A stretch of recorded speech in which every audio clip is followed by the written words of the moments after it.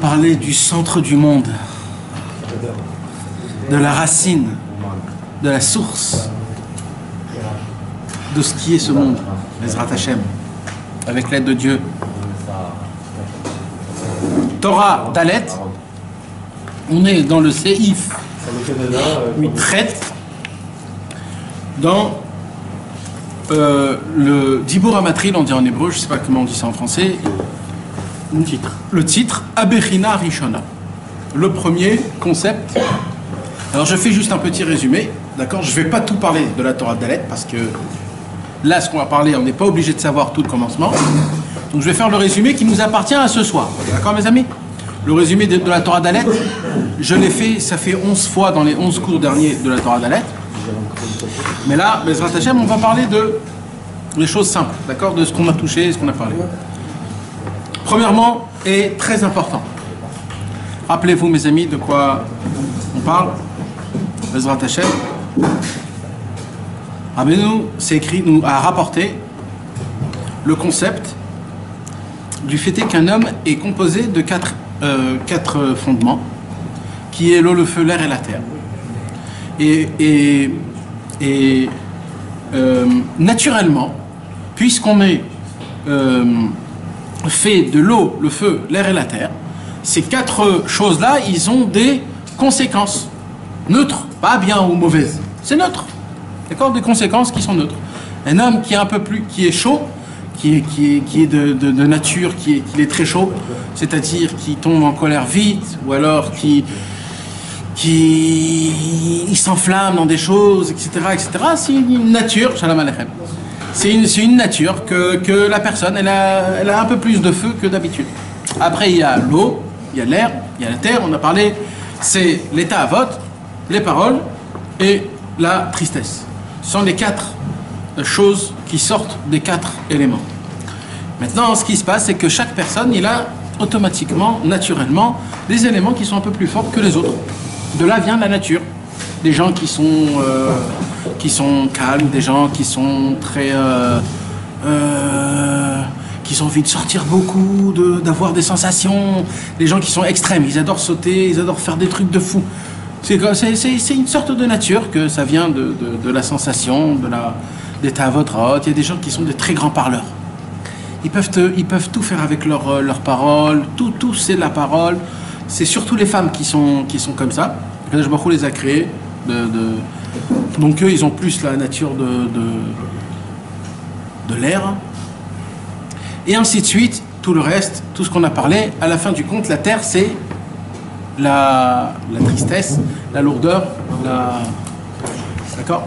Maintenant, il dit Rabbi Nachman de Breslev, toutes les mauvaises choses qu'on a, tous, ça vient des toladot, c'est-à-dire ce sont des... Comment on avait dit ça la semaine dernière? Des dérivés. C'est des dérivés de ces quatre choses-là. C'est-à-dire que ça n'existe pas quand quelqu'un il a quelque chose de mal, que ça ne vient pas du dérivé des quatre éléments, quatre fondations. Donc il dit Rabbi Nachman de Breslev, ça se pourrait qu'à l'époque il y avait des gens qui avaient la possibilité de, oui, pouvoir se travailler comme un vrai lion, comme un vrai guerrier, et de vraiment se travailler sur soi-même jusqu'à changer sa propre nature. Quand je dis changer sa propre nature, c'est mamash ça, parce que on est créé on va dire ça, de pourcentage de l'eau, le feu, l'air et la terre, et toi tu dois arriver à les changer. C'est un dosage, c'est un vrai travail, c'est un travail qui demande beaucoup de temps, et c'est possible, hein, mes amis, ne croyez pas que c'est pas possible. C'est possible, et même aujourd'hui c'est possible, on peut le faire, mais c'est très difficile, et tu peux pas le demander à tout le monde. Alors il dit Rabbi Nachman de Breslev. Quand on a une partie par exemple de feu, on a besoin de compliquer avec... Non, on peut pas enlever. On est obligé d'avoir les quatre. La question, c'est juste le dosage. C'est-à-dire quand tu changes le dosage de l'un, il faut peut-être doser le dosage de l'autre. Tout, exactement. Bien sûr, c'est compliqué. C'est compliqué, mais c'est faisable. Ça veut dire que c'est pas quelque chose qui n'est pas infaisable. Tu comprends? Doser ou le mettre? Non, doser, c'est toute une histoire de dosage. Le mettre dans le verre. C'est ça doser. C'est le dosage. C'est ça dosage. Non, lui, c'est de prendre un peu d'eau et de mettre dans le feu. Non, ça c'est éteindre. Il faut pas faire ça. La Kadosh Baruch Hu, il t'a donné. C'est-à-dire si t'es énervé, si t'es excité d'aller faire les courses non plus, soit excité d'aller chez les sadikim. Voilà. Voilà. Et de le faire et de... Il y en a. Il y a aussi... Oh,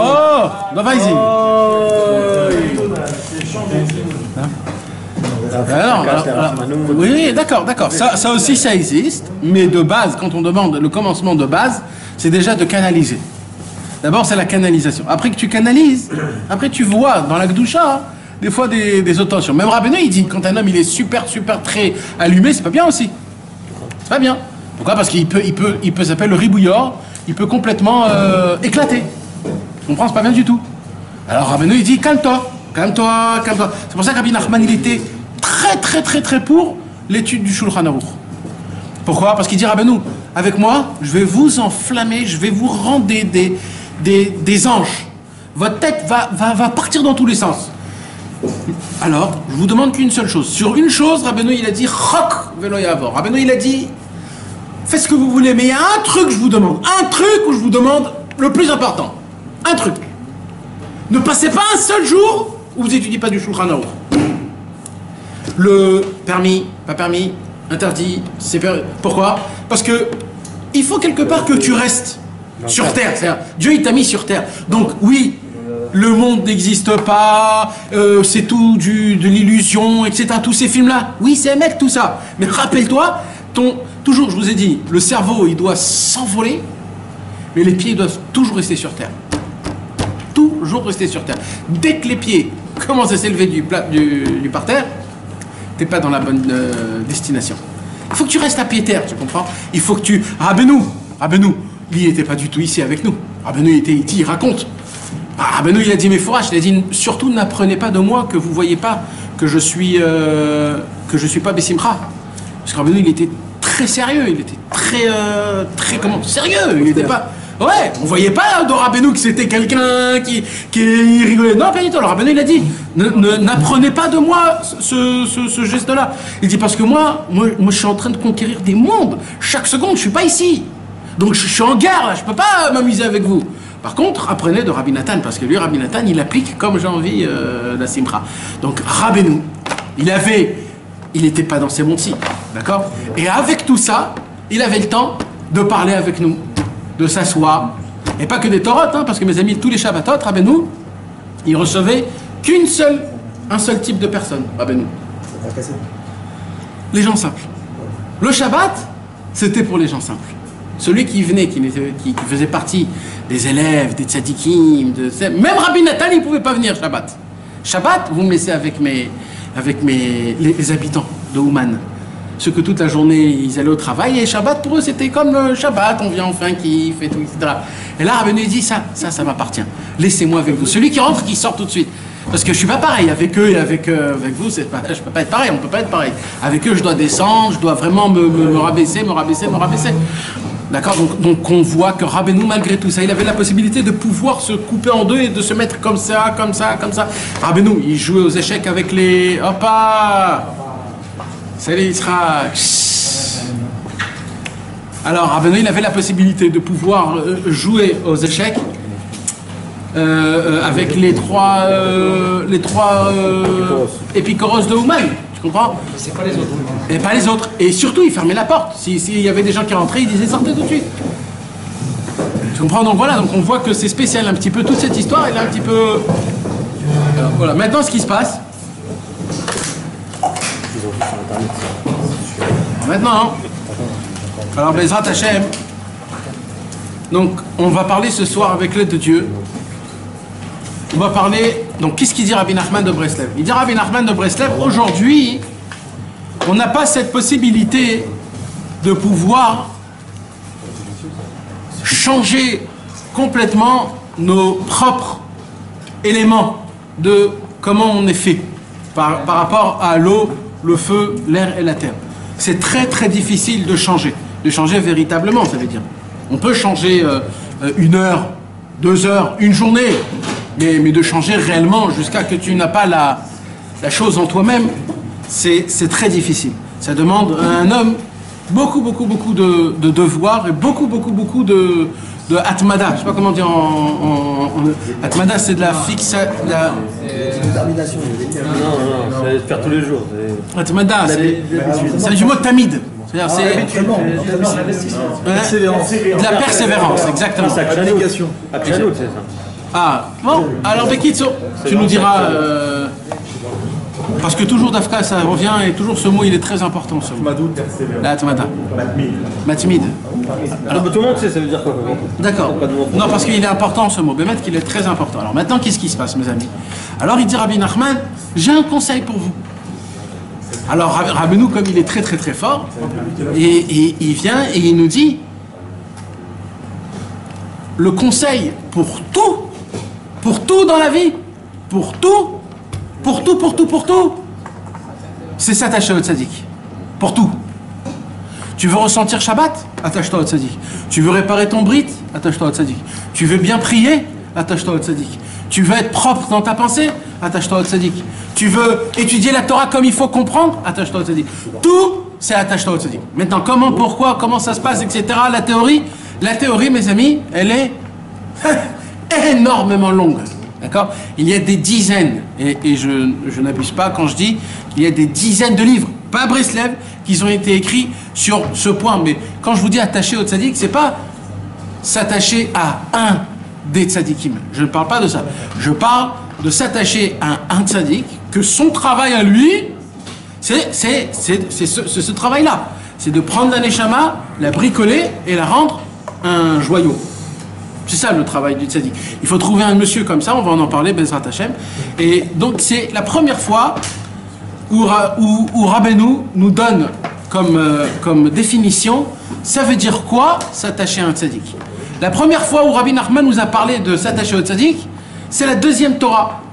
Dans la deuxième Torah, Rabbeinu il vient et il donne l'explosion, on en a parlé beaucoup chez Moshe. On a fait 2 ou 3 cours sur c'est quoi tout le inyan de s'attacher au tzaddik. Est-ce que c'est permis? Est-ce que c'est pas permis? Où c'est écrit dans la Torah? Est-ce que tout ce genre de choses. Et on a vu qu'il n'y a aucun problème. À l'envers, c'est même recommandé et très important, etc., etc., etc. On a donné aussi tout l'historique, comment c'était à l'époque, pourquoi ça s'est arrêté et comment c'est revenu. Maintenant, Rabbeinu il va nous parler dans la Torah numéro 4, pour la première fois et la dernière fois, 3 conditions. Comment s'attacher au tzaddik? Maintenant, c'est pas tout, mais c'est le commencement. C'est le commencement très important. Et là, Bezrat Hashem, ce soir, on a déjà commencé le cours dernier, mais on va reprendre un petit peu. Je ne vais pas répéter ce qu'on a dit le cours dernier, mais on va avancer, Bezrat Hashem. Le premier point, le point le plus important, ce qu'on va aborder ce soir, c'est ce qu'il dit Rabbi Nachman, Abechina Arishona. Alors, pardon, juste avant.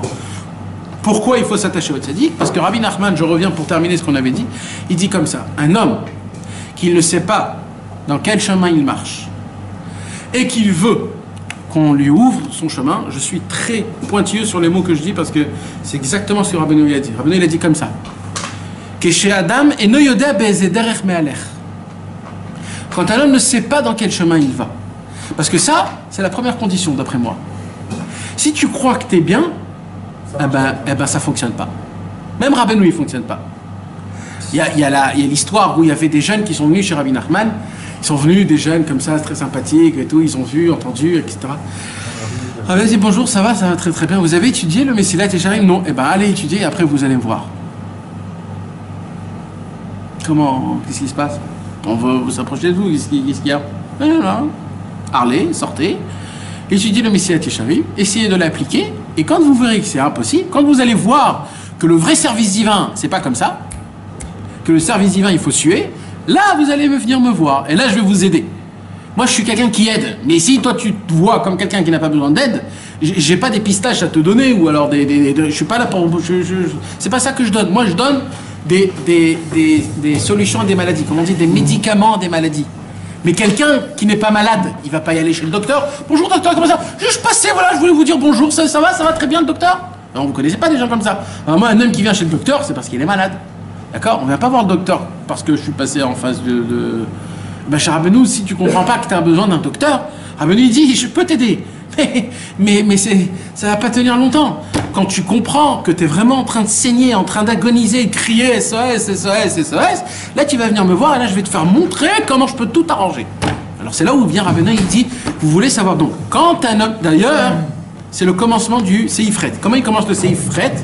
Il commence le Seifret, Veze Shamru Chazal Mashal, Le'echad Shaya Me'aler Baderech Beishon Laila Va'afela U'mityare Mina Kotsim, U'mina Pratim, U'michayara, U'milistim, et ne yodea Beze Derech Me'aler. Tout l'union que Rabbeinu il veut nous emmener, c'est quoi? C'est qu'il y a un homme qui marche dans un chemin rempli de ronces, d'épines, de trous, de pierres, de bêtes féroces, de voleurs. Et en plus de tout ça, il fait nuit et il ne sait pas s'il est dans le droit chemin. Maintenant, ce qu'elle dit là à l'Agmara, chaque chose c'est un point, on avait expliqué déjà.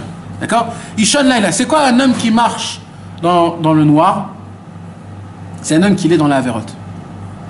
Le noir, c'est la Avérote. C'est que chaque seconde, il est dans la Avérote, le monsieur, il ne sait même pas que... Après, ou Mitiarim il a Kotim. Maintenant, il a peur des Kotim. C'est quoi les Kotim? C'est les Avérotes que là, oui, il est au courant qu'il fait des Avérotes. C'est pas des Avérotes qui sont Bémézid, Béchogeg. Non, c'est pas Béchogeg. C'est que tellement il est habitué de faire des Avérotes que tu vois pas ça comme il la verra. Comme aujourd'hui, si un homme il voit une femme, il a vu une femme, et alors Makara. D'accord, mais en vérité, quand on voit une femme, normalement, nos yeux ils doivent tomber tellement que c'est comme ça. Mais nous, on ne fait pas trop attention à ça. Alors, c'est ça.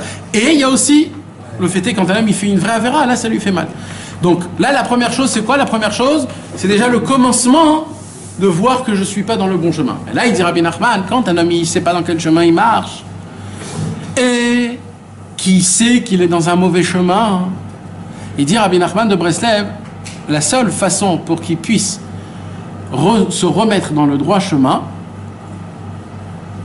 c'est de s'attacher au tzaddik à 3 niveaux. Et là, mes amis, on va étudier Bezrat Hashem, le premier niveau. Donc imaginez-vous l'importance de ce qu'on est en train de faire. En plus, Baruch Hashem, ce soir c'est la Eula du Harizal, et donc on parle mamash du Inyan du tzaddik, parce que lui aussi il fait partie des tzaddikim, le Ari Akadosh. Il fait partie des 5 tzaddikim authentiques. D'accord? Donc ça veut dire, on va parler mamash de son Inyan à lui, et de tous les autres. Le premier point, Bezrat Hashem.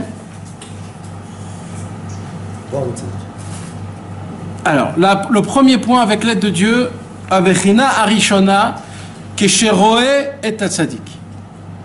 Première chose, voir le Tzadik.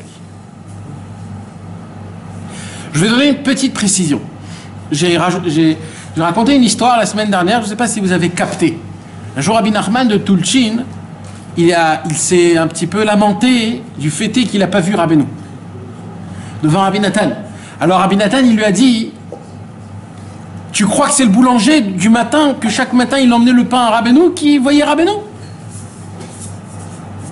Il y a voir et il y a voir. D'accord? Pas tout le monde qui voit quelque chose, il reçoit quelque chose. Alors comme aujourd'hui c'est la loi du Harizal, je vais vous parler un petit peu d'un drouche du Ari Akadosh qui parle sur le corps humain, qui est équivalent au monde céleste. Rabbi, le Ari Akadosh il dévoile c'est quoi le secret de la Ainara? C'est quoi la Ainara? Alors le Ari Akadosh il dit, on ne voit pas, mais l'œil, c'est le membre le plus fort à envoyer un jet, un faisceau, d'accord, quelconque, qui va taper et qui revient, comme un boomerang. Il dit le Ari Akadosh, il y a des gens qui ont dans leurs yeux, quand ils ont de la haine ou de la jalousie, la chose qui sort, comme le faisceau qui sort des yeux, c'est un faisceau, c'est une arme. Et il y a un homme qui peut entrer dans une maison et dire, oh, est-ce qu'il est beau ce cadre? Et boum, le cadre il tombe. Maintenant, qu'est-ce qui se passe? Il s'est passé que de ses yeux est sorti vraiment quelque chose. Bah oui, non, mais ça veut dire, il y a des gens comme ça, il y a des gens qui sont très forts, ça s'appelle des manipulateurs, mes amis. Il y a des gens qui travaillent dans ça. C'est aujourd'hui, quand tu travailles dans le pirsum, c'est-à-dire pour vendre des choses, etc., dans le travail de la publicité, je ne parle pas la publicité des Français. Je parle la vraie publicité de comment tu vends quelque chose, etc. Ils t'apprennent à faire avec les yeux, le regarder, de le garder d'une façon, pas d'une façon. C'est énorme ces choses-là, d'accord? Il y a toujours la façon de comment notre père nous regardait avec ses yeux très... Et tout de suite on comprenait ce qui se passe. Il y a aussi les yeux de la maman quand elle te regarde d'un amour où tu as envie de plonger dans ses yeux tellement que ça te réconforte. Et il y a des fois des yeux de tes enfants. De tes enfants. Quand ils te regardent admirés par leurs parents, alors là, tu t'es rassasié pour 10 ans. Quand ils te regardent d'une manière...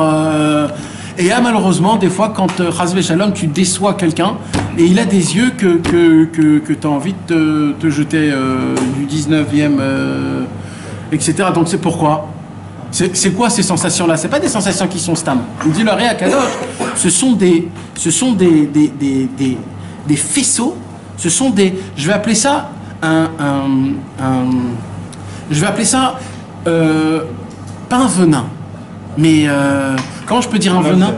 Un laser. D'accord, un laser. Maintenant, ça vient d'où? Pourquoi je vous parle du venin? Ça vient d'où? Parce que au tout commencement, au tout commencement, mes amis, avant, je vous l'ai déjà dit ça, avant tout, quand Adam Arishon et Chava, ils étaient dans le Gan Eden, la façon de comment, normalement, on devrait s'accoupler, ça commence par le cerveau, c'est-à-dire c'est une connexion qui se faisait par le cerveau. Et comment se faisait cette connexion par le cerveau? Avec les yeux. Le véritable zévoug entre un homme et une femme se faisait par les yeux. C'était le fêter. Aujourd'hui aussi, ça existe un petit peu, ce yin-là. Quand un regarde l'autre d'une manière qui est... donc ça existe toujours, ce yin-là. Mais Adam et Chava, normalement, leur façon de s'accoupler, c'était par les yeux. Et ça se faisait que par la bouche. Ça se faisait que par la bouche. En bas, il n'y avait rien. Ça se faisait pas par en bas. C'est un niveau qui est beaucoup plus élevé, beaucoup plus propre, beaucoup plus...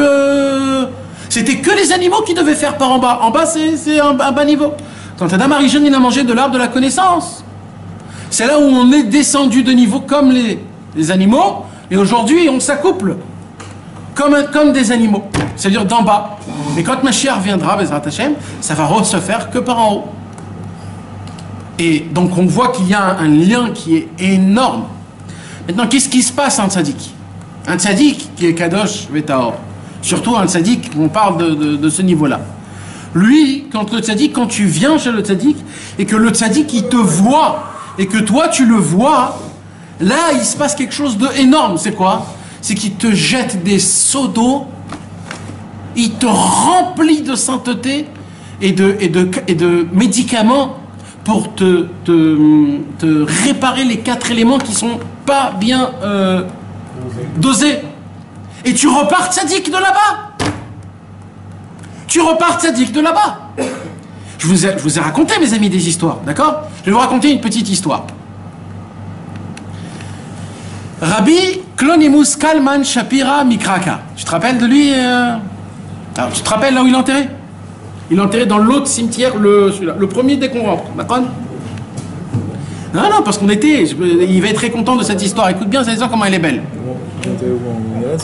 À Cracovie, en Pologne. Rabbi Klonimus, tu te rappelles le nouveau, pas de l'ancien. Écoute bien l'histoire, Dom. Écoutez, mes amis, parce que c'est les tzadikim qu'on a parcourus. Alors, Rabbi Klonimus Kalman, mes amis, à l'époque de Rabbeinu, Noam Elimelech, un petit peu avant.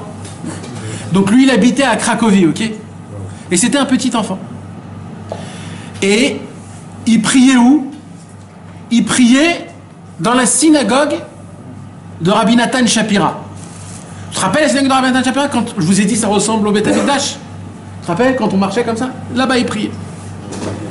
Un jour, Rabbi Levi Yitzhak de Berdichov, il se retrouve à Cracovie, je sais pas comment. Et il cherchait un minyan. Maintenant, il était jeune, Rabbi Levi Yitzhak de Berdichov. Il n'était pas encore âgé, il était jeune. Il avait 20 ans, on va dire, un truc comme ça. Il est rentré, il a fait une prière de mincha. Rabbi Klonimus Kalman, il avait, je sais pas, 10 ans. Il a dit, dès aujourd'hui, je vais devenir le plus grand tzaddik du monde. Depuis ce jour-là, Rabbi Klonimus Kalman est monté de niveau en niveau jusqu'à qu'il est devenu le bras droit, mamash, du Noam Elimelech. Le bras droit, l'élève le plus proche du Noam Elimelech. Un jour, Rabbi Levi Yitzhak de Berdichov et le Noam Elimelech, des années plus tard, hein, 30, 40 ans plus tard, se rencontrent. Et ils parlent. Et le Noam Elimelech, il dit, moi j'ai des élèves comme ça et comme ça et comme ça. Rabbi Levi Yitzhak de Berdichov dit, moi j'ai des élèves comme ça et comme ça et comme ça. Et d'un coup, il y a le monsieur qui vient donner le thé et le café. C'est qui? Rabbi Klonimous Kalman. Il rentre. Et là, le Noam Elimelech, il dit, regarde cet élève. C'est pas un joyau cet élève. Et là, Rabbi Levi Yitzhak le regarde et dit, je le connais cet élève. Je le connais, regarde-moi. Il lui dit, regarde-moi bien. Ah, toi tu m'appartiens. Toi tu m'appartiens, il lui dit Rabbi Levi Yitzhak. Rabbi Klonimous Kalman, il dit, comment je vous appartiens? Moi, mon maître, c'est que le Noam Elimelech, je ne vous connais pas, vous. Il dit, si. Un jour, je suis venu prier en Cracovie il y a 30 ans, 40 ans. Et parce que tu m'as vu, je t'ai donné un hirour de tchouva qui ne va jamais s'éteindre jusqu'à la fin de tous les temps. Elle dit, donc toi tu m'appartiens. T'es l'élève du Noam Elimelech, mais toi tu m'appartiens. Vous imaginez ça, mes amis? Il a pris la parole. Il a vu une fois, il a pris avec lui une fois. Rabbi Yehuda Nassi, il a dit, puisque j'ai vu Rabbi Meir Balanès par derrière, j'ai écrit que la Mishnah. Mais si j'aurais vu Rabbi Meir Balanès par sa face, j'aurais écrit toute la Gemara, pas que la Mishnah, toute la Gemara. Je l'ai vu que par derrière, j'ai vu que sa nuque. Quand il a couru. Une autre histoire. La Gemara dans Kritout. Maseret Kritout. Page numéro 6. Il y avait un très grand Amora qui s'appelait Rav Meshar Shia. Il est très répété dans le chasse. Et Rav Meshar Shia, c'était le moment où il a amené pour la première fois ses enfants étudier.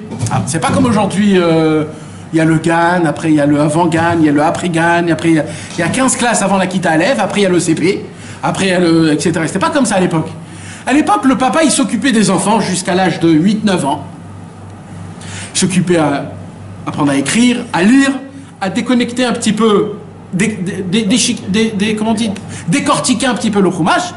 Dès qu'ils connaissent un petit peu le chumash, là, il est fait pour entrer dans une... il n'y avait pas d'école à l'époque, donc c'était un... dans les yeshivas, on va dire. Alors, Rav Meshar Shia, la Gemara raconte. Rav Meshar Shia, c'est quoi la chose qu'il dit à ses enfants? Nous, on dit, ne t'inquiète pas, ne pleure pas, c'est juste à 1h, je te viens te reprendre, t'inquiète pas, je te donne des gâteaux, tu verras, tout est comme il faut. C'est quoi qu'il dit? Les premières paroles que Rav Meshar Shia, il dit à ses enfants. Alors, d'abord, je vais dire ce que la Gemara, elle dit, après je vais vous expliquer ce que le Maharsha, il dit dessus, parce qu'après, on ne va pas comprendre. Le Rav Meshar Shia, il dit, étudiez beaucoup de Mishnayot, et après que vous avez étudié beaucoup de Mishnayot, allez s'asseoir devant le Rav et regardez juste ses lèvres. Alors le Maharsha, il dit, qu'est-ce qu'il a dit là? On ne comprend pas. Le Maharsha, il dit, en vérité, il a dit quelque chose d'énorme. Il a dit quoi? Il a dit, en fait, l'étude, faites-le entre vous. Vous n'avez pas besoin d'un Rav pour ça. Et il dit, mais vous avez besoin de regarder un Rav. Alors venez que pour le regarder. Parce que c'est qu'en le regardant que tout ce que tu as étudié, ça va rentrer. De là, il vient, Rabbi Shimon Bar Yochai, il dit dans la Gemara, Gadol Shimusha Yoter Milimuda. Je vous l'ai dit plein de fois. Un homme qui étudie tout le Shulchan Aruch en long et en large, de en haut jusqu'en bas, et qui le connaît parfaitement, il ne peut pas recevoir une Théouda de Rav. Ça ne suffit pas. Ça ne suffit pas d'être un Rav. Pour être avec un Rav, il faut au moins 6 mois de s'asseoir à côté d'un Rav et de regarder comment il répond, comment il dit les choses, comment il répond à un tel. Il doit voir le... Comment ça s'appelle le... Hein? Exactement, l'interaction. Il doit voir comment ça se passe. Pourquoi? Parce que ça, c'est pas écrit dans les livres. Il faut le shimush talmid racham. C'est-à-dire de côtoyer des tzadikim et apprendre de eux. Je vous ai dit, mes amis, il y avait un élève que Rabbi Nathan, il avait. Cet élève-là, il est enterré à Tibériade, qui il n'y a pas longtemps qu'on a découvert son kever. Et il faisait partie des 5 Rassidé Breslev qui sont restés fidèles à Rabbi Nathan à l'époque de la Marloquette. Donc ça veut dire que ce n'est pas un petit élève, c'est Et il s'appelait Rabbi Nathan de Tibériade. Il est enterré entre Rabbi Israël Cordonor et Rabbi Nachman Rodonker, entre les deux. Oui, mais il y a une petite... Il y a comme une sorte de petite... Il y a un panneau qu'on le voit, c'est-à-dire aujourd'hui on le voit, il n'y a pas besoin de se casser la tête. Et lui, Rabbi Nathan de Tibériade, il n'était pas comme les autres. Les autres, ils venaient chez Rabbi Nathan pour à la Seuda Shlishit, pendant les fêtes, ils venaient chez lui comme ça, pendant des Shabbatot, etc., etc. Rabbi Nathan de Tibériade, lui, il était à la maison de Rabbi Nathan. Il y avait une époque, il habitait avec Rabbi Nathan. Donc il dit, moi, le Rabbi Nathan que moi j'ai connu, c'est pas le Rabbi Nathan que vous avez connu. Vous avez connu un certain Rabbi Nathan. Moi, le Rabbi Nathan que j'ai connu, c'est pas le même que vous. Moi, j'ai connu le Rabbi Nathan qui faisait le balai. Moi, j'ai connu le Rabbi Nathan, comment il buvait son thé, comment il parlait avec sa femme, comment il parlait avec ses enfants. C'était à l'époque où ils étaient Rabbi Moshe Breslev aussi. Oui, c'est à cette époque-là. Il dit, moi, j'ai connu Rabbi Nathan, comment il allait aux toilettes, comment il sortait des toilettes, comment il se réveillait le bon matin. Et il dit, vous croyez que c'était comme un homme normal? Sur chaque nuance de mouvement, il y avait une étude. J'ai vu Rabbi Nathan dans des moments très désespérés. Parce qu'à l'époque, Rabbi Nathan, chez lui, il n'y a pas de chokhmot. Chez Rabbi Nathan, quand il n'y a pas de docteur, c'est qu'il n'y a pas de docteur. C'est que l'enfant, il peut mourir tout de suite. Et là, Rabbi Nathan, il est là, et il ne perd pas la tête. Il dit, tout est dans les mains d'Hachem. Malasot, allez, il faut se renforcer, on va dire des Teilim. Et ce qu'il y a, il y a. Il dit, j'ai vu des moments où ta femme, elle pique une crise de nerfs, et toi, tu dois rester Rabbi Nathan. Parce que Rabbi Nathan, c'était pas un joueur de jeu, il jouait pas de... C'était un vrai Rabbi Nathan, il était comme il était. Donc, tu t'imagines comment on apprend quand tu es là et qu'il y a une bagarre entre sa femme et... Parce que vous croyez que sa femme, c'était aussi comme Rabbi Nathan? C'est pas du tout ça. Des Rabbi Nathan, il y en a un dans toute une vie. Après, sa femme, c'est une femme normale. D'accord? Elle veut un mari qui est normal, qui sort avec elle, qui va au café grec, etc. Mais c'est pas ça du tout. C'est quelqu'un qui est complètement à l'autre côté de... Mais avec tout ça, il devait être un mari. Il devait être un mari quand même. Et il devait la faire sourire, il devait lui faire azamra, il devait lui parler. Et lui, il était là, il a dit, donc moi, le Rabbi Nathan que j'ai vu, c'était un vrai patron, Rabbi Nathan. Rabbi Nathan, c'est le vrai de tous les maîtres. Et il dit, il y avait à côté de moi le shamash de Rabbi Nathan. Vous savez, à l'époque, tout le monde avait des shamashim, mais je parle des shamash simples. C'est-à-dire celui qui faisait le balai, celui qui faisait le manger, l'homme de ménage. À l'époque, tout le monde c'était comme ça. Tout le monde disait, Rabbeinu, il en avait un. Tout le monde il avait un. Non, Rabbi Shimon c'était le shamash spirituel. À part ça, Rabbeinu il avait aussi le shamash. Comme on voit que Rabbi Nathan il dit des fois, à Shavuot il est rentré, il a dit Rabbeinu il faut manger maintenant. Voilà, c'est pas Rabbi Shimon qui a. C'est l'intendant. C'était un stam. C'était un stam. Alors non, c'est ça qu'on parle. C'est de ça qu'on parle. C'est là où il vient. Et il dit, Rabbi Nathan de Tibériade. Et dans la maison de Rabbi Nathan, il y avait qui? Le gouverneur. Et il dit, vous croyez que le gouverneur, il a vu ce que moi j'ai vu? Le gouverneur, il voyait un monsieur comme tous les autres messieurs. Il dit, mais moi, j'ai vu la différence. Parce que c'est tout ça pour vous dire ce point-là. C'est quoi le point? Pour un sens. Et nos domaines, on ne peut pas comparer de la façon de comment tu regardes ou pas. Quand un homme il est attaché et il veut absorber, il absorbe. Quand un homme il regarde quelqu'un stam, il reçoit rien. Ça se pourrait qu'il y a des gens qui sont venus et qui ont vu Rabbeinu, Rabbi Nathan, plein de gens, et ils n'ont pas fait de tchouva. Alors quoi? Parce qu'il faut le voir d'une manière que je veux t'avaler, je veux te boire, je suis là, je veux le maximum. Ah, comme ça, je vais t'en donner un grand paquet, moi. Et là, la doucha, elle part, et elle te lave, elle te lave, elle te lave.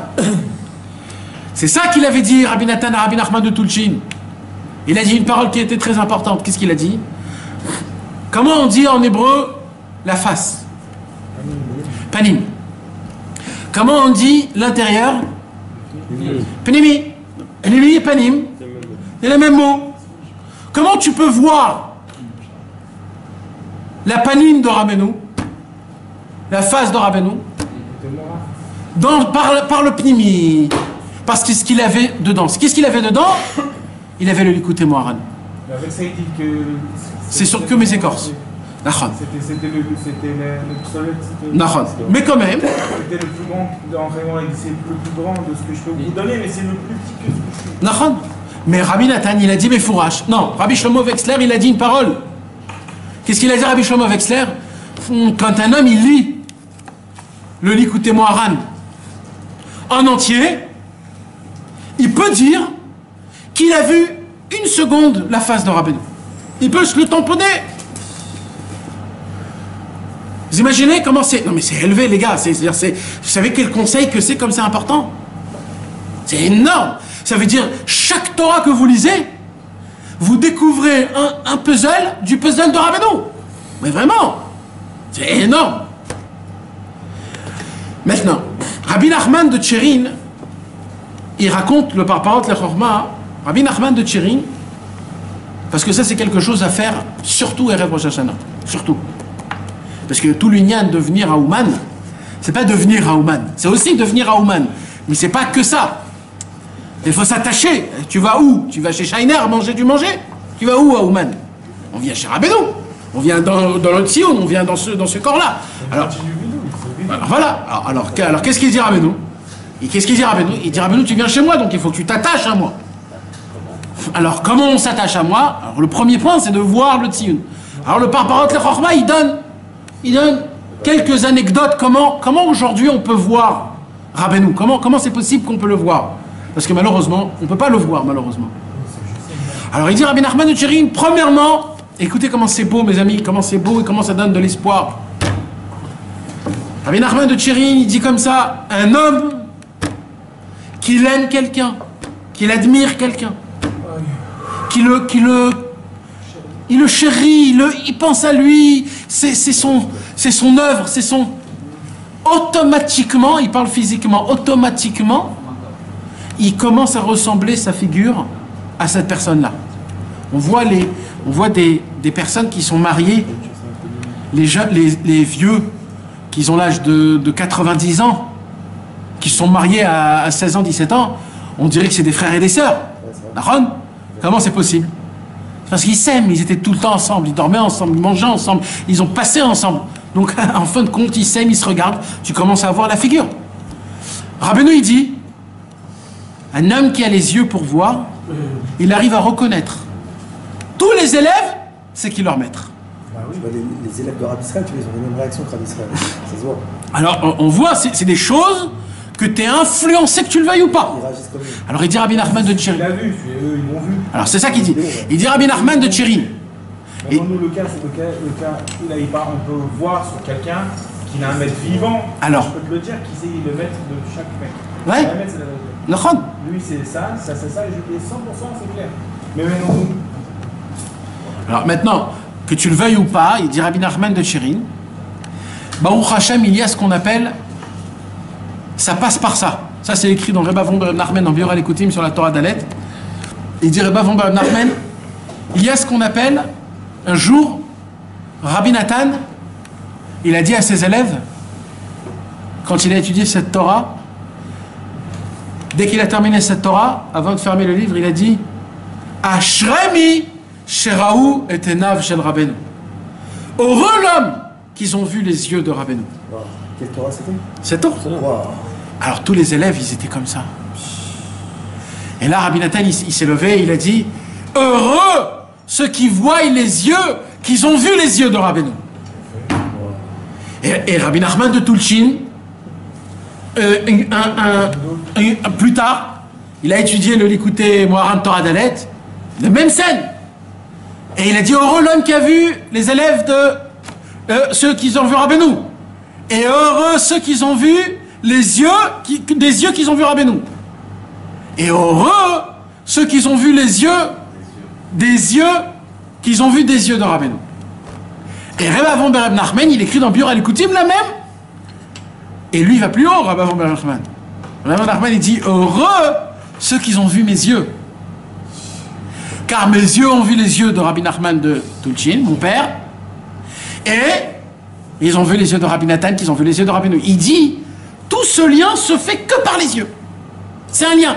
Et il dit, et ça envahit le monde. Et il dit, on peut voir que les Hassidim de Breslev, ils ont une autre figure que les autres Hassidim. Vrai ou faux? On ne sent pas au Chabad, ni au Vizhnitz, ni au Hassidegour, ni au Belz. Chacun, ils ont leur... Maintenant, ceux qui connaissent un petit peu les Admourim, surtout les premiers, ils vont voir, mamash, que c'est plus ou moins la forme. C'est vraiment un tampon. Et il dit Rabbi Nachman, tout ça pour vous dire, il dit Rabbi Nachman de Tchéri dans Paparot la Chorma, comme ça il dit, moi, tous les rêves Rosh Hashanah, comme c'était un rave qui était très important, le rave de Tchéri, c'était vraiment quelqu'un de... C'était le rave de... C'était un gaon, c'est-à-dire c'était un... C'était le gaon, il était important comme, je sais pas, comme le Rav Eliashiv, comme le Rav Ovadia Yosef. Donc lui, qu'est-ce qu'il faisait quand il arrivait à Ouman? Tout le monde il disait, ici à Ouman, il n'y a pas de rave, ici on est tous les élèves. Mais il disait, mettez-vous tous en lignée, et il dit, je vais passer devant vous tous, je vais vous regarder tous votre figure, parce que vous ressemblez tous à Rabbeinu. Et tous les Rosh Hashanah, ils faisaient ça. Il dit, parce que de voir la face des élèves de Rabbeinu, c'est de voir Rabbeinu. Parce que, oui, non, c'est pas celle-là. Il y a une autre Torah. Quand tu vas au Man, il faut regarder le visage. C'est la Torah.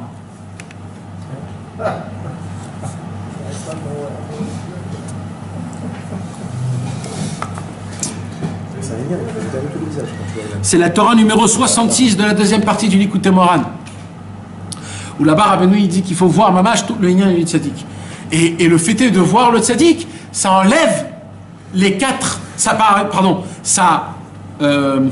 compose d'une manière meilleure, ça dose les quatre éléments qui créaient malheureusement les folies. Et là-bas, il dit Rabbeinu une super belle anecdote qui est très très très sympathique. Il dit, d'où on apprend qu'il faut voir le tzaddik, du pasuk, Vayu enecha ro'ot et morecha. Tes yeux verront ton maître. D'accord? Quand on dit Vayu enecha ro'ot et morecha, Enecha, c'est quoi la première lettre de Enecha? Aïn. Ro'ot, Rej. Et, Aleph, Morecha, Mem. Esh, Ruach, Maïm, Afar. Le fait est de voir le tzaddik, ça t'enlève toutes les mauvaises qualités des quatre et ça te donne que le bien. Ça te rééquilibre, ça redose la dose. Donc en fait, tout se fait en visionnant les choses. Maintenant, donc, par rapport à la Chorma, il a dit, le commencement, c'est quoi? C'est de beaucoup voir les livres de Rabbeinu. Le Likutei Moharan. Parce que le Likutei Moharan, comment c'est écrit, de la façon de comment c'est fait, il y a dedans le panim de Rabbeinu. Maintenant, celui qui peut avoir le mérite d'acheter le Likutei Moharan, première édition, deuxième édition, là où c'est mamash, la panim de Rabbeinu, encore plus que dans toutes les autres éditions. Alors là-bas, on peut vraiment voir le panim de Rabbeinu mamash. Mamash. Comment il était fait au niveau de Ouais, parce que dans la Torah numéro 192, il dit que c'est dessiné, il dit, les tsayer, il dit que le tzaddik, il dessine dans son livre, commence à imprimer sa face. Donc dans les premières impressions, ouais, ou de Rabbi Israël, ou de Rabbi Nathan, ou de Rabbeinu, tout ça, la première, elle est très très très spéciale. Ouais, Alors qu'est-ce qu'ils ont fait aujourd'hui? Ils ont fait quelque chose de très sympathique. Ils ont réimprimé le Likutei Moharan en nouveau, mais tout première édition. Et ça, c'est du top niveau. Hein? Ouais. Là-bas, à Breslev, ça coûte un peu cher, mais ça vaut énorme. Parce que rien que le fait est de regarder les pages. Hein? Non. Et le fait est juste de voir les feuilles, de comment ils sont, c'est de voir des facettes du tzaddik à émettre. C'est pas l'écriture, mais c'est la structure, les points, les virgules, comment ça a été fait. Là-bas, c'est pas comme aujourd'hui. Même le ktab, Ouais. il est différent. Tout est différent. On peut pas lire dedans. Tu peux lire dedans. Bah oui.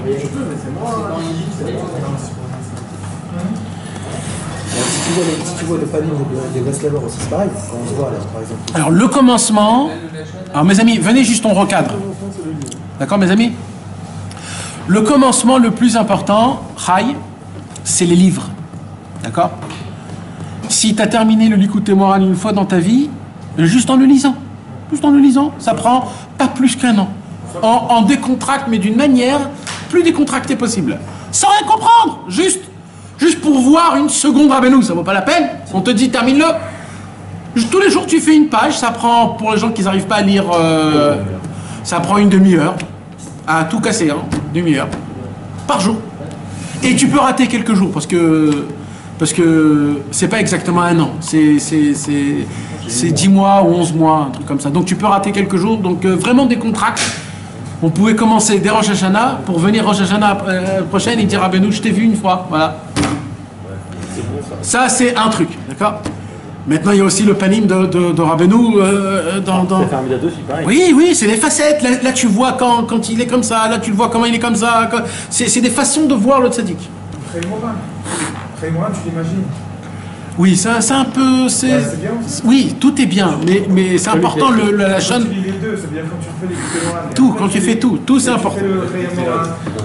Non, parce que le dimion, il n'est pas réel, le dimion. Il faut un petit peu s'en...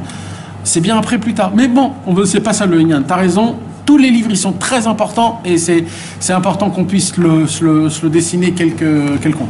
Maintenant, mes amis, il y a un autre point. Il y a le deuxième point, c'est quoi? C'est Be'emet, mes amis, de se regarder en admiration l'un et l'autre. En admiration.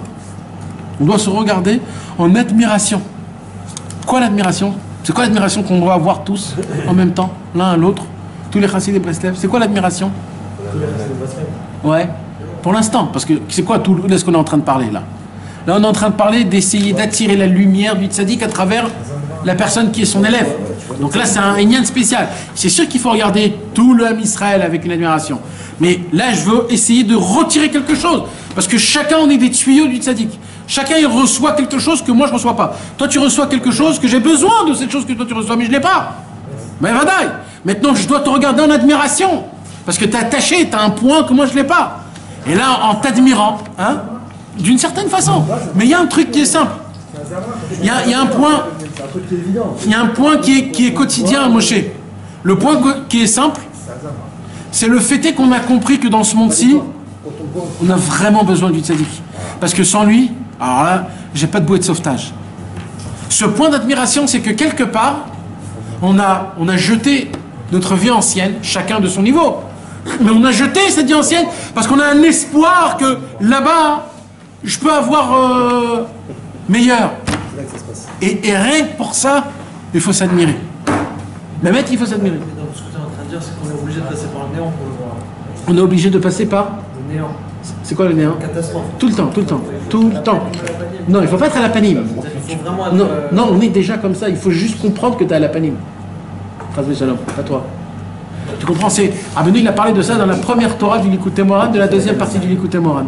Là-bas, Rabbeinu, il dévoile un secret qu'il n'y a que pas longtemps qu'ils ont parlé de ça. C'est tout comme... tout. Il parle de la maladie du cancer. La maladie du quoi? Du cancer. Chazvé Shalom. Celui qui est malade, il faut à tout prix tous les jours qu'il lise la Torah Aleph et la Tfila Aleph de la deuxième partie du Likutei Moharan. Et là-bas, il décortique une page en entière. Il y a une maladie qui est comme un arbre. Que cet arbre, il ne pousse pas d'un coup. Cet arbre, pour qu'il puisse grandir, d'abord, il envoie des racines. Et il dit, et dans les racines, ils peuvent être très longues, très grandes et très fortes. Mais on ne voit rien. Tu peux marcher dessus, on ne voit rien. C'est un jour, après que les racines ils sont bien incrustées, que l'arbre il pousse d'un coup. Dire Rabbeinu Chazvé Shalom, la maladie c'est exactement pareil. Ça veut dire quoi? Ça veut dire que Chazvé Shalom, quelqu'un, il peut être malade de cette maladie-là, et il ne se passe rien. Ça ne se passe pas tout de suite, Chazvé Shalom. La maladie, ça prend du temps. Et le monsieur, il est malade. Et ça prend du temps, ça peut prendre des années. Et un jour, tout éclate, et là, on lui dit, bah, c'est trop tard. Il dit, ah, mais nous, pourquoi? Parce que d'abord, il a créé ses... Rabbeinu il dit, les gars, moi je veux vous prendre avant que la racine se... Donc je suis obligé que vous sachiez que vous êtes vraiment malade. Vous êtes vraiment... C'est vrai, vous vous sentez bien, vous rigolez, vous sautez, vous dansez, vous jouez au foot. Mais vous êtes très malade. Le problème, ce sera que dans 20 ans, vous allez le... Et là-bas, ça sera trop tard. Moi, je vous dis, écoutez-moi. Tout est en comprenant qu'on est vraiment malade spirituel. Et quand vous comprenez ça, laissez-moi, vous allez voir comment je vous coupe toutes les mauvaises racines pour que vous puissiez grandir comme il faut. Et la première chose, c'est quoi? De voir. C'est quoi voir? C'est la chimiothérapie. C'est quoi la chimiothérapie? Tu t'assois et on t'envoie quoi? Des ondes. C'est exactement ce qui sort des yeux. Les yeux, ils sortent des ondes. Maman, je dis réellement. Tout le Inyan. D'ailleurs, j'ai oublié de vous dire. Regardez comment c'est important. Vous savez, un lave d'oraïta, c'est grave. Un lave d'oraïta, une interdiction de la Torah, c'est grave, d'accord? Sur un lave d'oraïta le plus bas, qu'on le transgresse, c'est 39 coups de martinet de folie. D'accord? C'est 39 coups sur chaque lave d'oraïta, d'accord? Donc c'est quelque chose, d'accord? Écoutez bien. Là, la Halakha dit comme ça. Regardez la différence de vision, comment c'est différent. La Halakha dit un homme, il passe dans le chemin et il voit une femme. S'il a vu, il ne s'est rien passé. S'il a vu, il regarde, c'est-à-dire en la désirant, là il passe du niveau à 0 à 100% en une seconde. C'est une Lamborghini Avera. Et dans ce 100% là, il devient l'œuvre de Horaïta, l'otaturu achare levavchem va'achare enechem. Et du coq, il passe à l'âne. Et tout ça, c'est en quoi? Une vision. Pourquoi je vous parle de ça? Parce que regardez, c'est quoi la différence entre voir et regarder un tzaddik? C'est pour ça que je vous dis, mes amis, c'est vrai que c'est très important de venir à Ouman, d'amener des gens qui ne connaissent pas, mais ça suffit pas, ça. Parce qu'ils viennent, ils disent, bon, j'ai fait mon tikkun, allez, je me barre. C'est très bien, mais c'est pas ça, le tikkun. Là, t'as rien fait. Amène-le, fais-le faire voir vraiment c'est quoi le tzaddik. Pas juste une pierre tombale de grise où il y a des gens qui pleurent dessus. Non, il y a bien plus que ça. Il y a dedans, c'est une Evenshtia, c'est la pierre angulaire, là, ce qu'il y a là-bas. Ce qu'il y a là-bas, c'est la pierre angulaire. Tout le monde s'est créé par cet endroit-là. Tout le monde a été créé par ça. C'est là aussi, Yerushalayim. Comment ça, C'est une image. C'est une image. C'est une image ou c'est pas une image? C'est une image, vous me comprenez, mes amis. Et même si c'est une image et si c'est pas une image. Qu'est-ce que ça change? Chacun, l'homme est chalet. Maintenant, ce qui se passe, mes amis, c'est quoi qui se passe? C'est que quand nous, on doit venir voir le tzaddik, on doit le venir voir d'une manière admirable, d'une manière où je veux vraiment boire, je veux recevoir, je veux le maximum. C'est ça, pour ça qu'on dit Reni Mekacher et Tatmi. Comme on ne sait pas s'attacher au tzaddik, alors on dit au tzaddik, sachez une chose, que je m'attache à vous. Et là, on peut faire un zivoug entre nous et le tzaddik, pour qu'il puisse sortir des fruits. C'est quoi les fruits? C'est d'enfanter la Torah, les mitzvot, les midot tovot, toutes ces choses-là.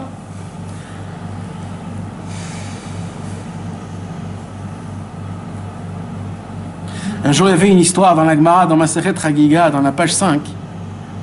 Là-bas, il y avait une histoire avec Rabbi Yehuda Hanassi et Rabbi Chia. Rabbi Yehuda Hanassi et Rabbi Chia, ils marchaient dans le chemin. Et ils sont arrivés dans une ville. Quand ils sont arrivés dans une ville, tu sais, toujours les histoires, c'est ils marchaient dans un chemin. Ah, bah derrière. Ouais. Toutes les histoires. Ils marchaient dans un chemin et ils sont arrivés dans une ville. Et quand ils sont arrivés dans une ville, ils ont demandé la première chose, qu'est-ce qu'ils ont demandé? Est-ce qu'il y a un tzaddik dans cette ville? On veut le voir. Pourquoi tu veux le voir? Qu'est-ce qu'il y a? Si tu es venu ici, c'est que tu as quelque chose à faire. Tu te balades pas toute ta vie en train de chercher des gens, d'accord ou pas? On parle pas de gens qui n'ont rien à faire. Alors Makara?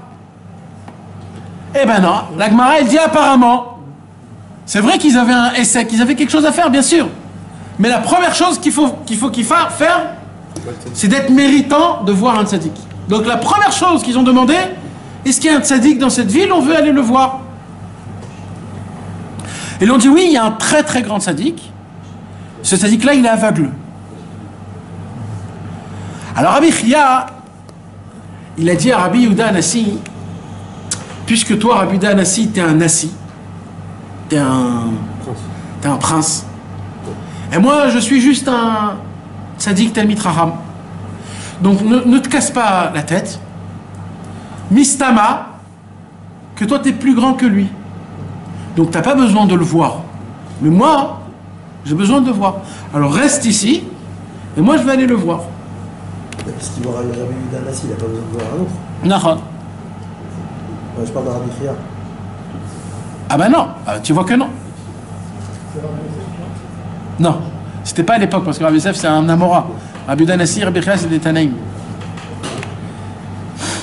Alors qu'est-ce qu'il a fait? Quand Rabbi Chia est allé, Rabbi Yehuda Anassi il a pris par sa cape de derrière, et il est allé avec lui. Et ils sont venus chez lui, et ils ont parlé de Torah. Ils ont vu Mamash, c'était un vrai Talmid Raham, un grand. Et tout de suite, le tzaddik qui était aveuglé, il a dit, il leur a béni. Avant de partir, il leur a béni, il a dit, puisque vous vous êtes tracassé à venir voir un aveugle, alors je vous bénis que vous puissiez voir la face qui est invisible. Comme moi, comme vous êtes venu quelqu'un qui ne peut pas voir, je vous bénis que vous puissiez voir la face invisible. Hachem. Rabbi Yehuda Anassi, il a appelé Rabbi Chia, il a dit, de cette bracha, tu voulais me priver? Il a dit, mais ce que tu n'as pas compris, c'est que lui, le tzaddik aveugle, il a vu Beruach HaKodesh, que toute la raison pour laquelle on est allé le voir, c'est que pour le voir, c'est même pas parler de Torah. Sinon, il nous aurait bénis en fonction de la Torah, puisqu'il nous a bénis en fonction de vision. Donc il a compris que toute la raison pour laquelle on est venu le voir, c'est que pour le voir, pour être zoché de boire ça. Donc il dit, rien que de ça, même moi j'avais besoin de voir ce tzaddik-là. Oui, même moi, Rabbi Yehuda Anassi.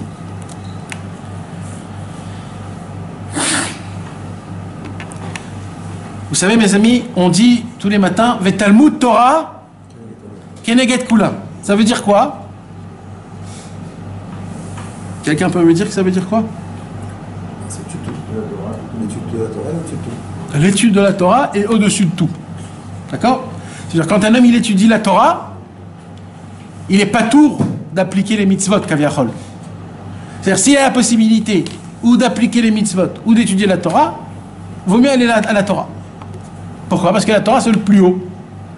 Ok? C'est le plus haut. Il n'y a pas plus haut que ça. Bien sûr, quand il n'y a pas d'autre, si c'est une mitzvah obligatoire, alors bien sûr, il faut s'arrêter de faire la mitzvah, d'accord? Mais, même Rabbi Shimon Bar Yochai, il priait une fois par mois, parce qu'il n'avait pas le temps de prier. Il était tout le temps dans la Torah. Une fois par mois, il faisait sa prière. Alors, la il dit aujourd'hui, personne n'est comme Rabbi Shimon Bar Yochai, donc nous, on ne peut pas... Mais imaginez-vous combien c'est important la Torah. Eh bien, Rabbi Nathan, dans le Likuta Halachot, il a éclaté le monde en entier. Éclaté. Rabbi Nathan, il écrit, celui qui veut le voir, il peut le voir dans... Je vais vous le dire tout de suite.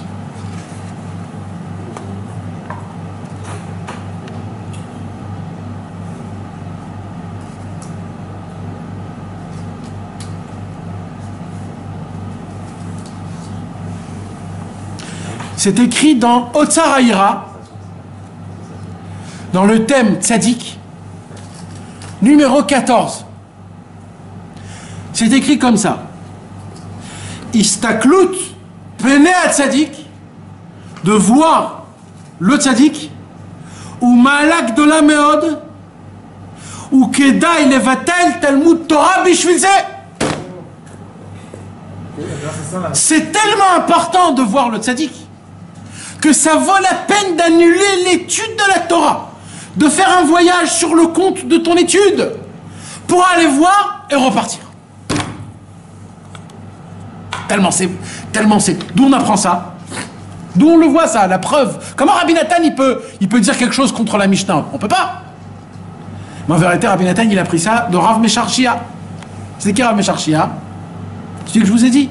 Quand il a appris à ses enfants, il a dit quoi? Il a dit étudier la Mishnah à la maison et allez juste voir là. Pourquoi aller voir la bouche? Continuez à étudier.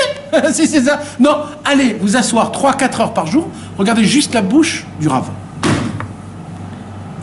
De voir le tzaddik, c'est encore plus haut que tout, mes amis. En vérité, de voir le tzaddik, c'est le tzaddik qui te dit tout ce que tu as appris, je vais te l'enfoncer. Bam! Et il te l'enfonce dans ta tête. C'est que ça, en fait. En fait, ça ressemble à un homme qui vient avec plein d'argent et il ne peut pas le mettre dans son compte bancaire. Alors il vient chez le monsieur du compte bancaire, il dit bonjour monsieur compte bancaire, j'ai un compte bancaire chez toi, est-ce que tu peux me faire rentrer cet argent dans mon compte? Il dit bien sûr, c'est quoi ton numéro? Je t'ai fait rentrer. Nous on vient, on prend plein d'argent, c'est qui nous fait rentrer ça dans notre cette chorma, cette doucha, cette mitzvah, toutes les mitzvahs, tout le Shabbat, toutes les fêtes, c'est qui nous le fait rentrer? C'est le tzaddik. Quand on vient pas chez le tzaddik, pour voir le tzaddik, on a un problème. Donc je récapitule par Parot Lechorma. Par Parot Lechorma, il dit premièrement, plus tu étudies les livres de Rabbi Nachman, tu vois le contenu de ce qui est écrit dans l'Ikouté Moran, plus tu arrives à te dessiner dans ton cerveau, dans ta neshama, la face du tzaddik. Deuxièmement, c'est très important de regarder tous les faces des élèves de Rabbi Nachman. Vous savez, des fois, à Rosh Hashanah, c'est bien de se mettre dans la montée, là où tout le monde monte, et de regarder. 1 heure, 2 heures, vous voyez tous les gens qui montent, avec les valises, la balaga, la butruée, etc. Et rien que de les regarder, c'est une avodat Hashem. Et croyez-moi, mes amis, de voir ces figures-là, chacun, la réaction de quand ils se rapprochent, en face du tsioud, qui crie Rabbeinu, ça fait 1 an qu'on t'attend. Les mecs, ils sont en train de suer avec les Russes, avec les valises, les salis de tous les côtés. Il a qu'une chose dans sa tête. Ça fait 1 an que je t'attends, Rabbeinu, ça fait 1 an. Mais t'as vu comment t'es? On dirait que tu vas t'éteindre. Lui, il s'en fout, le mec, il est là, il écoute. Hein? Moi, chaque année, je fais ça, moi. Je m'attends, je vois 3. Non, pas tous, mais il y a beaucoup. Non, tous. Mamash. Les Chaverim, non. Aujourd'hui, ils sont devenus très classe. Aujourd'hui, les Chaverim, ils viennent. Dafka, moi je te dirais que toute mon année, à chaque fois, je dis, c'est tout ce que je fais le matin, la tefila de Shacharit et avec les Chaverim. Toute mon année. Bon, ou pas? Ouais. C'était pas spécial, la prière? Ouais. Donc, mes amis, c'est ça le Inyan qui est important. Tout l'Inyan important, c'est quoi? C'est l'attachement qu'on a envers au tzaddik. L'attachement qu'on a envers au tzaddik. On absorbe, on reçoit. Je ne vais pas appeler du venin. Ah, j'ai oublié de vous expliquer ça. Ouais, le serpent. Le serpent. C'est quoi le Inyan? C'est qu'Adam, Arishon et Chava, ils se sont accouplés par les yeux. Et c'est là où le serpent, il a dit oh, c'est quoi ce truc-là? Mais c'est la classe! Moi, je veux pas faire en bas comme tous. Il dit, c'est ça que moi je veux faire. Et c'est là où il y a écrit qu'il a eu une force tellement grande qu'il a fait. Il avait un venin, son venin, il n'est pas sorti par sa bouche, il est sorti par les yeux. Il a jeté un venin et Chava, elle est tombée enceinte, pas d'Adam Arishon, du serpent. De quelle goutte? De ce qu'il est sorti de ses yeux. Hein? Et c'est là où il est né Caïn. Hein? Et de Chava. C'est pour cela que notre peau, elle est faite comme un serpent. On a des... comme le lézard. On dit que c'est un serpent, c'est vrai. Alors, non, mes amis, Mehmet, et quand ça s'est arrêté ça? Hein? Quelque part... Non, si, parce que... Bah oui. Ouais. Chet, il y a eu Chet après. Nous, on n'est pas descendants de Caïn. Nous, on descend de Chet, nous les juifs. Nous, on descend de Chet. Donc on descend de Adam Arishon et Chava. Mais les- Pourquoi tu dis qu'on l'a appelé serpent? Parce que c'est infecté. C'est infecté. Il y a eu des croisements, des... Hein, il y a écrit que tous les naissances, ils sont d'après le Bechor. Le premier-né, tous les enfants après, ils ont un petit peu du premier-né. Donc comme Caïn c'était le premier-né, on a tous pris de son... Donc en fait, donc c'est pour cela mes amis, que la première faille s'est fait, par les yeux. Donc, al-pi alacha, quand un homme il endommage par ses yeux, c'est un vrai problème. D'accord? Quand on regarde des choses qui ne nous appartiennent pas, on regarde dans un téléphone de quelqu'un d'autre, sans sa permission, c'est une avéra qui n'est pas très grande. C'est que cet homme lui doit de l'argent maintenant. S'il y aurait un beddin, le beddin aurait demandé de l'argent à cet homme-là. Pourquoi? Parce que d'endommager avec les yeux, ça s'appelle un endommagement comme tous les autres endommagements. Toute la journée, Alors, non. Il y a des choses que tu vois que c'est neutre. Moi, je te parle quand quelqu'un il regarde dans un téléphone de son ami. Comment c'est quoi ça, téléphone? Les écrits, hein. Il prend son téléphone de son ami. Un exemple, je sais pas. Moi, je vous ai donné Stam un exemple, d'accord? Et tu commences à regarder ses WhatsApp, ses trucs, etc. Stam, donne un exemple.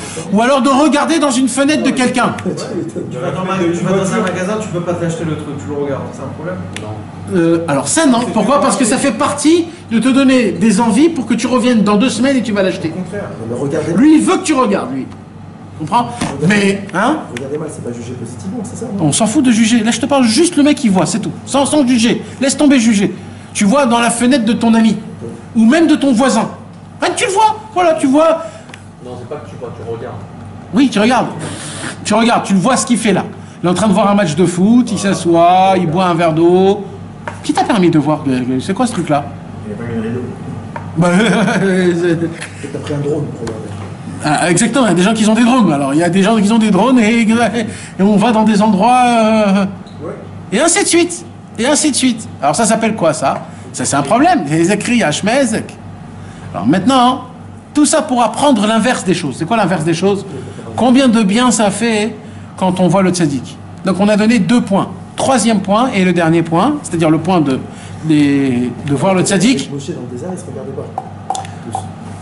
C'est qu'il a vu Bilam. Ouais, les fenêtres, ils n'étaient pas faits l'un avec l'autre. C'est pour ça qu'il n'arrivait pas, Bilam, à jeter son venin. Alors maintenant, qu'est-ce qui s'est passé? C'est quoi le 3e point? Le 3e point, hein, c'est quoi? De voir la tombe. Voir la tombe fait partie de voir le tzaddik. Mamash. Ouais. C'est-à-dire, il y a un inyan, parce que des fois, on arrive à Ouman et on se dit, ouais, de loin, il m'écoute aussi. Un jour Rabbi Yitzhak, le fils de Rabbi Nathan, il a envoyé une lettre à Rabbi Nathan comme quoi ça se pourrait qu'il ne pourra pas venir à Ouman à Rosh Hashanah. À cause de la marloquette qu'il y avait à l'époque. Que si les mitnagdim, qu'est-ce qu'ils faisaient pendant ces 6 années-là? Les 6 années qui étaient difficiles pour Rabbi Nathan, les mitnagdim, ils envoyaient des gens respectés, on dit, inspectés, qui vient au kibbutz et qui vient pas, pour après leur faire la misère toute l'année. Alors Rabbi Yitzhak, il a dit à son père, si je viens, c'est certain qu'ils vont me prendre mon travail et toute ma vie va se ruiner. Alors qu'est-ce que je fais? À l'époque, c'était pas comme aujourd'hui. À l'époque, t'as pas de quoi manger, surtout quand il y a une marloquette, tu meurs. Mamache. Il était postier. Lui, il était postier. Alors qu'est-ce que je fais, lui dit Rabbi Nathan? Il dit, Rabbi Nathan, viens à Ouman, mais mets-toi dans la vallée qui monte juste en face, dans le chouk. D'accord? On descend, après il y a le chouk. En haut, là où il y a le cloise. D'accord? Derrière le tzioun. Alors il a dit, l'ancien. Donc il a dit, mets-toi dans la montagne en face, et de là-bas, vois le tzioun. En fait, dans la maison. À l'époque, ouais, la maison, vois le tzioun, et c'est bon. T'es pas obligé de venir là. Et ben, c'est ce qu'il a fait cette année. Et là-bas, pourquoi il a dit Rabbi Nathan voit le tzioun? Parce que ça fait partie du Inyan. Même si vous allez faire vidouille, parce qu'on va parler plus tard du vidouille, etc. Ou alors quand vous faites votre idboledou, c'est très important de mettez-vous sur une chaise en haut, parce qu'il y a beaucoup de foule, et juste voyez le tioun, le kever. Pourtant, le tioun, c'est même pas l'original, c'est un. Ça fait rien, ça fait rien, c'est le tioun, quand même. Original, pas original, on s'en fout. C'est le tioun, c'est la pierre tombale. Je sais même pas si c'est exactement là. Bah, mais tout le monde le sait, Makara, de bataille. C'est en dessous, quoi. Oui, c'est en dessous, mais c'est une pierre tombale. La pierre tombale, elle est très importante spirituelle. Spirituellement, la pierre tombale est très importante. Très, très importante. C'est le canal. Voir du chouk, ça marche aujourd'hui? Bien sûr. Non, de pas rentrer sur le site. D'être trop que de voir du chouk. Sur sa puissance. Faudrait voir. Faudrait voir qu'est-ce que. Oui, mais. Oui, si tu peux le voir, oui. Mais aujourd'hui, le problème, c'est que je sais pas si tu peux le voir. On parle de la tombe. Ouais. On parle pas de la tombe. On parle de la maison. Comme c'était la maison avant, il y a 200 ans. Ah. La maison d'aujourd'hui, est-ce que c'est valable aujourd'hui? Apparemment, oui. Apparemment, oui. Et aujourd'hui, ceux qui peuvent pas voir le tioun de Rabbeinu, qui peuvent pas voyager, qui veulent faire un vidouille de Varim, moi, j'ai aucun problème de le dire haut et fort. Tu mets le live de Internet du tioun de Rabbeinu. Ça marche par le téléphone. Le live. Ah, le téléphone. Ah oui, le téléphone, oui. Et ça fait son effet quand même. Pas pour le kibbutz de Rosh Hashanah. C'est de la veille. Le Inyan, non, le Inyan de voir le tioun de Rabbeinu. Quand tu veux faire un vidouille de Varim. Tu lui montres la veille. La veille ou pas la veille, on s'en fout de la veille. Nous, tous les Inyan, c'est d'être en Rosh Hashanah, sur Rabbeinu. Ah voilà, donc tu rates. C'est pour ça, je parle pas de Rosh Hashanah. Laisse tomber Rosh Hashanah. Je parle du vidouille en lui-même.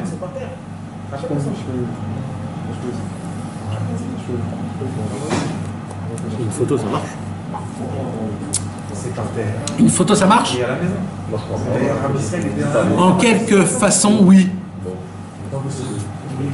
Là, on a ici notre ami qui nous dit sur Internet que ainsi c'était les paroles de Rabbi Israël dans vos desserts. Les mêmes paroles, il avait dit, mais sur Rabbi Shimon Bar Yochai. Vous savez que Rabbi Israël était beaucoup à Méron, chez un des Chaverim qui s'appelle Uri. Et Uri, il avait une maison spéciale pour Rabbi Israël, donc Rabbi Israël, il avait son confort là-bas. Pas une maison, une chambre. Donc il venait beaucoup. Maintenant, pas tout le temps, qu'à chaque fois qu'il venait là-bas, hein, il allait chez Rabbi Shimon. C'est très difficile pour Rabbi Israël à la fin.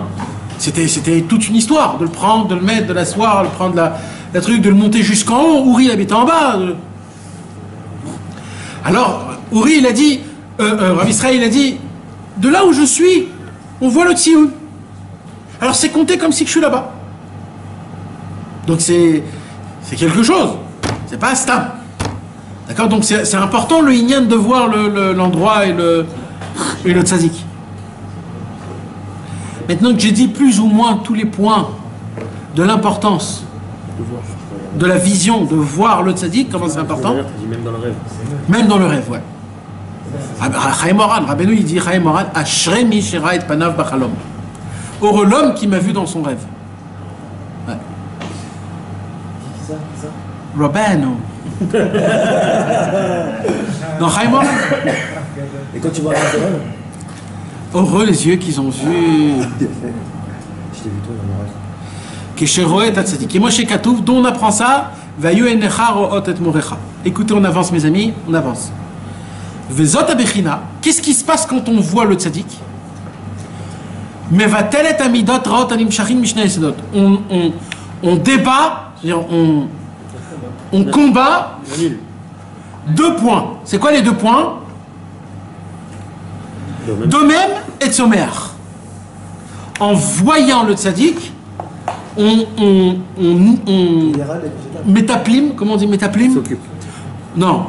On soigne le domem et le tzomer, le minéral et le végétal. C'est quoi le minéral et le végétal? C'est la terre et l'eau. Tristesse et l'air. Pardon. Non, et l'eau. La terre et l'eau.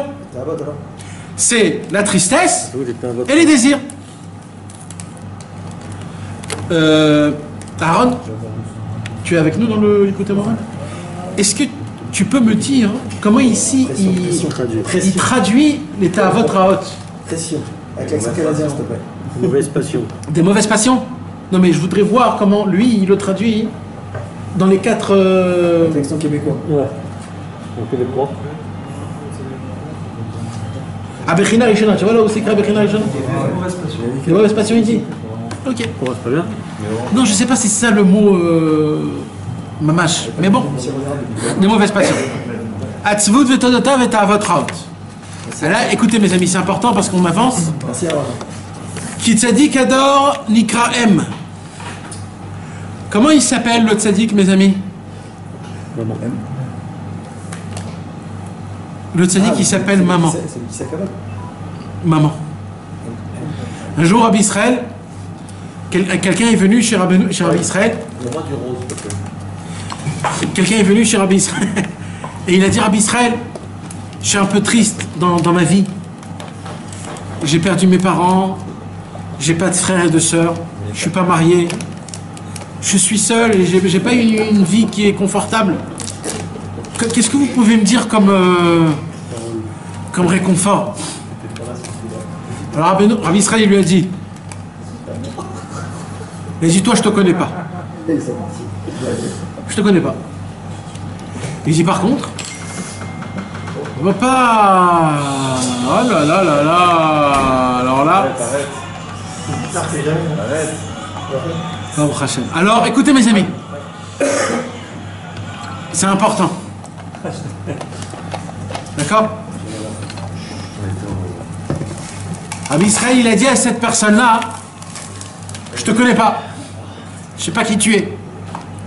Et il dit: mais par contre, on peut devenir les meilleurs amis du monde. Comment on peut devenir les meilleurs amis du monde? Si on a un point commun. C'est quoi le seul point commun qu'on peut avoir ensemble? D'être attaché à Rabbeinu. Si tu t'attaches à Rabbeinu, on va devenir les meilleurs amis du monde. Il n'y aura plus rien au monde qui pourra nous dépasser. Et il lui dit, et là il lui dit Rabbi Israël, et là tu vas comprendre que Rabbeinu, c'est ton père, c'est ta mère, c'est ta femme, c'est ta sœur, c'est ton frère, c'est ton fils, c'est ta fille, c'est tout. C'est tout. Et tu n'auras plus besoin de rien. Tu seras comblé de toutes les façons. Vous savez, cette parole, mes amis, c'est une parole pas stam comme ça qui a été dit, c'est tout, c'est ton père, c'est ta mère. C'est pas du tout ça, mes amis. Pas du tout ça. Vous savez que Shlomo Amelech alav Shalom, dans le Cantique des Cantiques, dans chaque cantique, il parle à Hachem au début comme un papa. Après, il parle à Hachem comme sa maman. Après, il parle à Hachem comme sa sœur. Après, il parle à Hachem comme sa femme. Après, il parle à Hachem comme sa fille et son fils. Et la Gemara, elle dit, qu'est-ce qu'elle dit? La Gemara, elle dit, ce sont des niveaux de rapprochement qui sont énormes. Achoti, Rayati, Yonati, Tamati, Shiroshinim Natal, Kevotsotai, Resiselaila. C'est quoi? C'est que Shlomo Amelech, il a eu l'amour, l'approche, comme qu'on a avec toutes sortes d'amour qu'on doit en fonction de nos parents et nos proches. Mais là, il parle d'Afka de la maman. Là. Pourquoi? Parce que l'attachement spécial qu'on doit avoir, là, c'est une ligne de maman. Pourquoi? Il va nous dire. Il va nous dire. Déjà, la maman, c'est celle qui nous lave les couches. Déjà. C'est pas le papa qui fait les couches. Sauf aujourd'hui, parce qu'on est dans un monde à l'envers. Mais normalement, c'est les mamans qui lavent les couches. D'accord? Et c'est quoi? C'est-à-dire quoi laver les couches? Laver les couches, c'est malheureusement ce que le tzaddik qui fait. Chas v'shalom, on fait sur soi-même. Et le tzaddik qui vient, c'est pas grave, t'inquiète pas, je te lave, je vais te mettre du pchi-pchi, tu vas sentir bon. Et tous les jours, elle fait 3-4 fois la même chose. Et c'est pas pour ça qu'elle nous aime pas, hein. Elle nous aime encore plus, encore plus. Rappelez-vous de ça. Donc le tzaddik qui s'appelle la maman, aime. Pourquoi le tzaddik qui s'appelle la maman? Al-Shem Sheumanik li Israël be'or Torato. Oh là là. Qu'est-ce que c'est beau, qu'est-ce que c'est beau. Mais en français, ça va se le faire pas bien, mais aide mal ça, je vais le dire quand même. Pourquoi le tzaddik qui s'appelle la maman? Parce qu'il donne de son sein à tout le Ham Israël. C'est beau. Pourquoi c'est beau? Pas parce que Stam. Parce que, pareil, dans les cantiques des cantiques, qu'est-ce qu'on dit? Shne Shadair ki shne Ofarim Teomet Sevilla. Je ne vais pas dire en français parce que ça va partir en l'air. Mais là-bas, on donne une référence. À quoi ressemblent Moshe et Aaron? Vous avez compris. Comment c'est possible un truc pareil, l'Agmara dit? À Moshe et Aaron ressemble à... Hein? C'est les deux saints. Et c'est marqué entre parenthèses à Aaron et Moshe. Peut-être. Alors maintenant, pourquoi c'est à Moshe et Aaron? Ils abreuvent Israël. Parce que comme le sein, c'est toute la vitalité, le lait qui sort, c'est toute la vitalité du bébé. Le bébé, s'il mange quelque chose d'autre, il meurt tout de suite. Et le sein, il a été fait d'une façon qui sort exactement la quantité, ni plus ni moins, de ce qu'il a besoin, l'enfant. Et plus tu têtes, plus il y a. C'est pas ah, j'ai plus rien, il n'y a plus. Aujourd'hui, il n'y a pas, t'attends demain. C'est pas ça. Plus tu têtes, plus il y a. C'est au moment où tu arrêtes de téter, il ne reçoit pas. Et il dit Rabbeinu, c'est exactement pareil que le tzaddik. Le tzaddik, il a ses 3 points. Quoi? Le tzaddik, il sait te donner tout le temps du lait. C'est du lait. C'est quoi le lait? C'est... Torah, il dit. Ouais, c'est le lait, c'est la... Oui, mais vous savez, le lait, c'est très enfant, le lait. C'est le choco, le café au lait. Le lait, c'est bien, c'est bon. Bon, pas pour les Tunisiens qui n'ont jamais goûté le lait, mais... Bon, d'accord. Après, le lait, il sort d'une quantité exacte de ce qu'il a besoin, le bébé. Pas plus, pour qu'il n'avale pas bien comme il faut, et pas moins, pour qu'il puisse bien se rassasier. Et, tant qu'il tète, il y aura toujours du lait. Le tzaddik, c'est exactement ça. Il te donne tout ce que tu as besoin, en quantité, il te donne tout le temps, et plus tu demandes, plus tu as, et toujours il a. Moshe Aaron, c'était ça, c'était les deux saints, Kaviachol, ils ont... Alors là, Rabbeinu, il dit, le tzaddik, là il parle d'un seul tzaddik, imaginez-vous, Moshe et Aaron, ou Shmuel Bekoreshmo. Là on parle d'un seul qu'il a... Va Torah Nikret, maintenant, comment elle s'appelle la Torah? Le lait. Comment nous on sait? Que Moshe Katou, de vache vechalav, tachat leshoner, pareil, les cantiques. Qu'est-ce qu'il y a écrit? Il y a écrit de vache vechalav, du lait, du miel, il y aura toujours de ta bouche. C'est quoi le lait et le miel? On parle? C'est de la Torah et la Tfila. La Tfila c'est le miel, et la Torah c'est le lait. Et là, écoutez bien comment c'est beau, mes amis, qu'est-ce qu'il dit Rabbi Nachman? Il dit Rabbi Nachman, on le voit de notre... En réalité, on voit que quand un enfant, il est triste, il est pas... Vous savez, des fois, dans le Gan, des fois, les enfants, au début, ils sont un peu tristes, ils attendent leur maman quand elle va venir, etc. Dès qu'ils voient la maman rentrer dans le Gan pour venir le prendre, il saute, il est joyeux, il vient, il embrasse, comment il est? Il dit Rabbeinu, qu'est-ce qui s'est passé qu'il était triste et qu'il est devenu joyeux? Rien que le fait est qu'il a vu sa maman. Il dit quand nous on est triste et qu'on voit le tzaddik, tout de suite on est pessimra, que tu le veuilles ou pas. Il dit c'est pareil avec l'enfant. Quand un enfant est en train de jouer au GAN, d'accord? Il joue au GAN avec les copains, les copines, les trucs, etc. Il joue. Et la maman elle vient. En plein milieu de jouer, il kiffe tout. Il voit sa maman, il jette tout en l'air, il couvre sa maman. Pourquoi? Parce qu'il est content.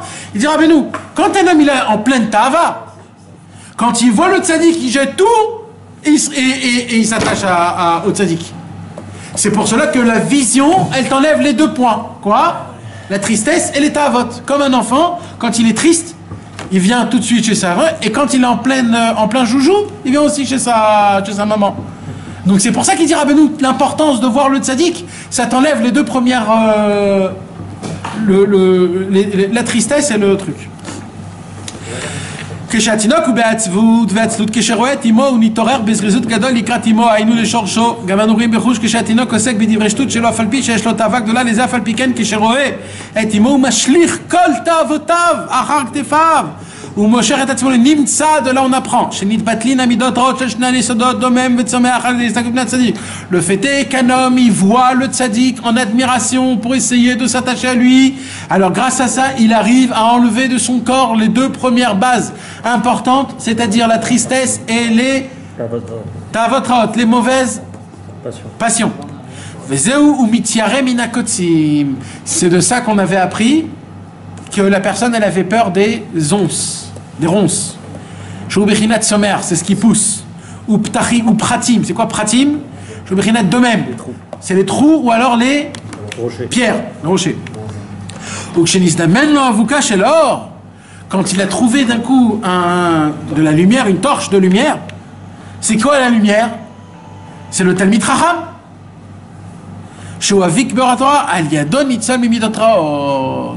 C'est quand, d'après l'histoire qu'on avait racontée, l'énigme de la Gemara, qu'un homme il marchait dans un chemin qui était noir avec des ronces, avec des trucs, etc. Et que d'un coup il a une torche et que tout s'est ouvert. C'est quoi la torche? C'est le Talmid Chacham. Au moment où tu as trouvé le Talmid Chacham, tu n'es plus dans la brume, tu vois les ronces, tu vois les trous et les rochers, et voilà. Donc Baruch Hashem, ce soir, on a parcouru un tout petit peu ce que c'est d'essayer de voir le tzaddik authentique, l'effet qu'on a et que ça nous imprègne à nous. Et comprenez, mes amis, le bien que ça peut faire à nos enfants ou à nos femmes. Quand ils ne comprennent pas qu'est-ce qu'on fait à Ouman et pourquoi on voyage tout le temps à Ouman, mais qu'est-ce que vous avez, mais qu'est-ce qu'il y a? Vous allez voir une tombe 10 fois par an, mais vous êtes fous, qu'est-ce qui vous arrive? Alors il faut l'emmener. Il faut l'emmener pour qu'elle voie ce que nous on voit et qu'elle ressent ce que nous on ressent. Et vous allez voir que ça sera autrement.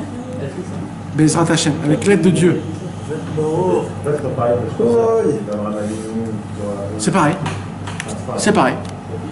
C'est exactement pareil. Pourquoi j'ai parlé d'Afka de Rabbeinu?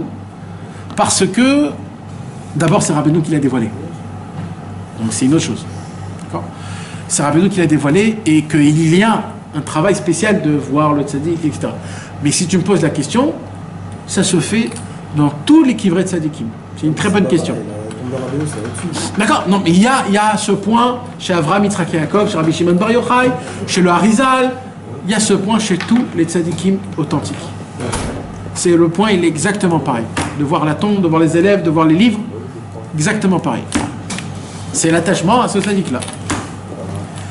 Voilà, mes amis, c'était quelques paroles. Hein? Non, c'est pas le même, c'est au-dessus.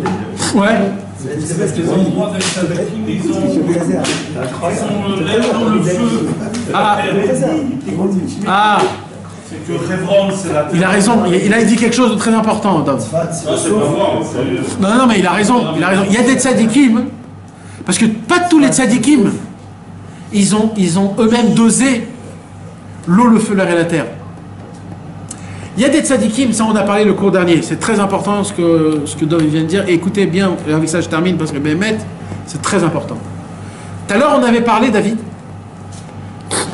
de doser. Est-ce qu'il faut doser ou il faut annuler? Alors, je vais t'expliquer la différence. Il y a des tzadikim que eux, on leur a donné le feu très fort, l'eau moins, un dosage spécial, d'accord? Maintenant, lui, c'est tellement un grand tzaddik, qu'est-ce qu'il a fait, ce tzaddik-là? Il a dit, avec ce qu'on m'a donné, eh ben, je vais servir Hachem. Et il a su servir Hachem avec ce qu'on lui a donné. Ça veut dire, s'il avait beaucoup de feu, c'était un feu. S'il avait ça, c'était un petit peu. Maintenant, ça, c'est pour ça, il faut être un génie. Il y a un travail qui est beaucoup plus facile. C'est quoi? Faire un dosage. Tu comprends? Rabaisser le feu, remonter le ça, essayer de faire un dosage. Et là c'est plus applicable.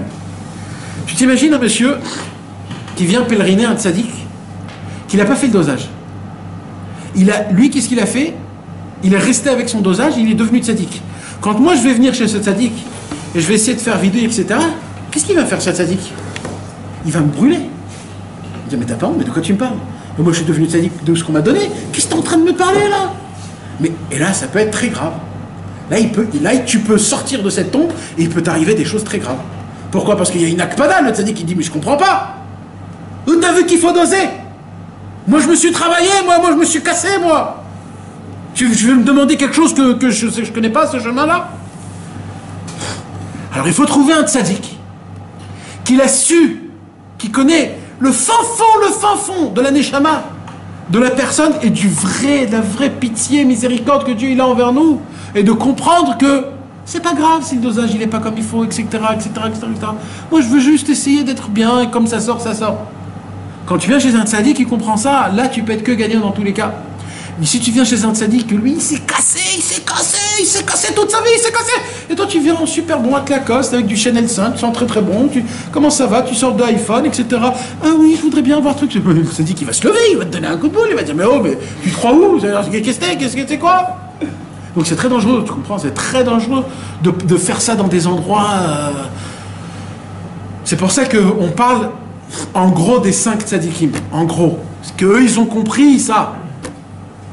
Rabbi Shimon Bar Yochai, le Harizal, le Baal Shem Tov, Rabbi Nachman. Moshe Rabbeinu, on ne connaît pas ça.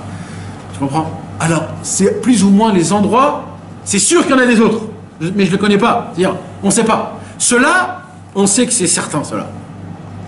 Et aussi, mes amis, un autre truc, j'ai oublié aussi, c'est très important d'aller chez les tombes des tzadikim Chassidei Breslev. Très important.